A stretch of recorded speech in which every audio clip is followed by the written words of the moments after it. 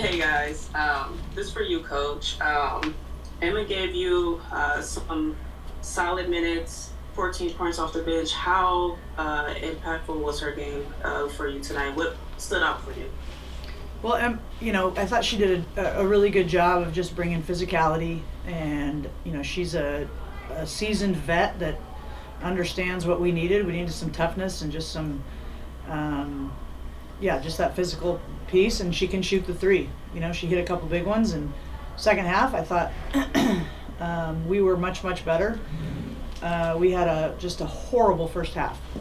Ended up winning the second, but just a terrible first half. And coming in here, and that's what we just talked about, you can't expect to win if you come out like that. We were not good in all areas. So good second half. Emma was a big part of that. Cole Harvey. Coach, can you talk about how the team is able to just stay in a positive mindset despite, the loss? Like, as you just said, you just noticed some great things about what Emma just did, her performance tonight.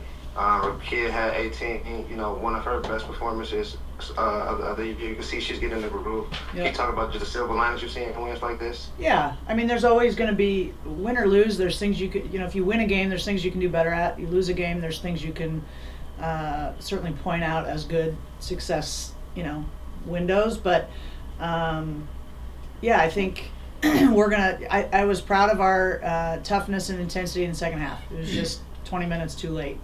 But they responded at halftime, and that's what I asked them to do, and they did it. So we're going to obviously learn from, how I thought their pressure really gave us some fits there in the beginning, kind of punched us in the face, and we just kind of were a little bit soft. We responded soft.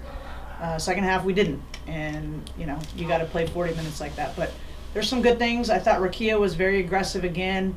We changed and put her on Fee in the second half, and Fee had 6 second half points, so really good job by Rickea, just playing tough, attacking the basket hard, shooting the three well. So she definitely is getting in the groove, and that certainly makes us a lot better.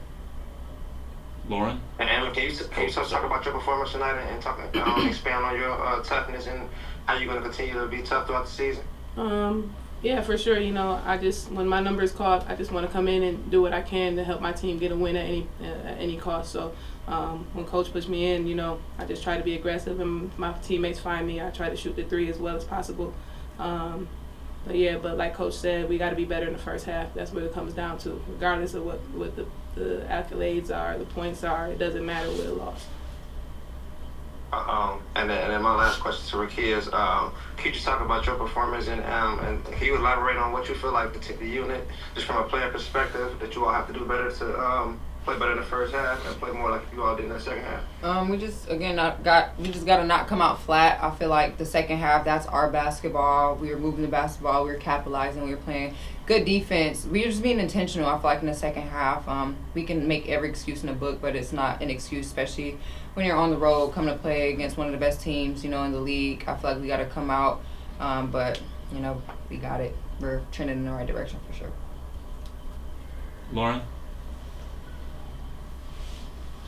Lauren Jones, Lojo Media. I have 2 questions. One, for Rickea, you had back-to-back games in which you scored in double digits, and the last game, being one of your best games of your career. I'm just curious as to how you would assess just your performance coming back from injury, and what you think are the key takeaways from splitting the road trip 1-1. I feel like, road trips are always hard, and we got to think ahead. The game is over. We're going to scratch the first half of that game. I'll score them in a second, but I would just say I've been really trying to focus on being a two-way player as well, so for my teammates, not just being an offensive-minded player, but really trying to, affect the game on the defensive end as well, being up for the challenge of guarding, one of the best players in the league, things of that nature. I feel like that embedding confidence in my teammates, then, they trust me to do that. So I feel like, again, we're trending in the right direction. We're new, we're rebuilding, but I feel like we're really, truly trending in the right direction. And Coach, my second one is for you. You guys have had 2 tough games on the road, and then you're going back home to play Seattle.